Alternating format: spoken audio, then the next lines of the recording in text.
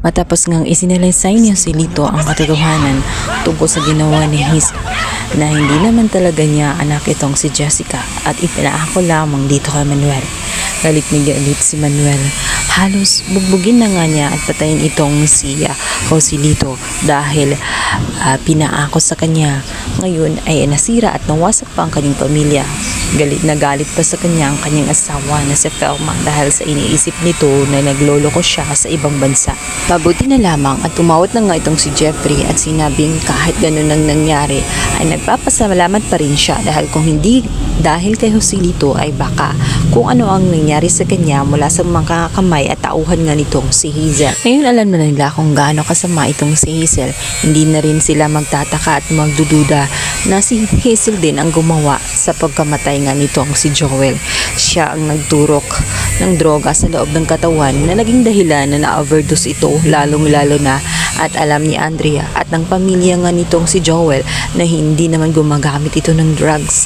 Kumbaga sinadya ang kanyang pagkamatay. Kailangan lamang nila ng isang tao na magsasalaysay. Ang taong naging kasabuat nga nitong si Hazel, walang iba kundi itong si Joselito na saksi at alam din ng lahat. Ngunit mas alam din itong si Alice dahil galing sa kanya ang naturang gamot. Hindi alam ni Alice na gagawin yun ni Hazel. Sa kabila ng mga nangyayari at sa kabila ng katotohanan na masakit tanggapin ay pinatawad nila itong si Joel.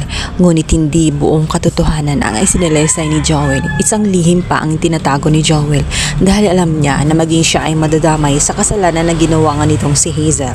Ang pagkamatay at ang totoong nangyari bago namatay itong si Joel. Sa kabilang banda, oras na lang paniningil. Ngayong nagwagi ang mga kapulisan na hulihin nga itong si Hazel. Hindi na nagdalawang isip at nagsayang pa ng oras ang mag-asawang Manuel at itong si Felma. Pinuhuntahan agad nila ang naturang kulungan at dito nila inilabas ang kanilang galit dito kay Hazel. Ayon sa kanila ay nararapat lamang na mabulok ng kulungan itong si Hazel dahil nga sa marami itong nagawang kasalanan kina Manuel at dito kay Felma. Galit na galit din si Manuel dito kay Hazel. Ngunit instead na mag-sorry itong si Hazel, sinisisi pa niya itong si Manuel dahil umano ay napakatanga niya at bobo siya.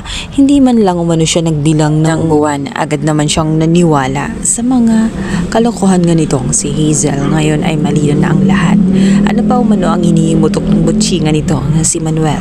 Gayong magkakampi na nga sila at nasa loob na nga siya ng kulungan. Dahil doon, hindi na nga nakapagtimpi pa itong si Felma. Agad niyang nilabas ang kanyang galit.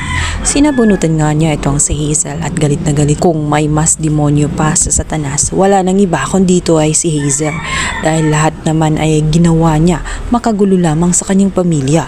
At hindi lang yun, alam din niya, alam nila kahit wala pang ebidensya na walang ibang gagawa sa pagpatay kay Joel kundi siya lamang sapagkat siya lang ang ubod ng sama. Sa kabilang banda, magpapakamit na naman si Jojo dito kay Alice matapos nga kasing inuusig ng kanyang konsyensya. Agad niyang tinanong itong si Alice kung hindi ba siya natatakot na maaaring madadamay nga siya sa kasalanan, lalong-lalo na at may partisipasyon siya sa pagkamatay ni Joel, lalong-lalo na at alam niya ang sinong sila rin, ngunit mas pinili nga ni Alice na manahimik kaysa ilantad ang katotohanan.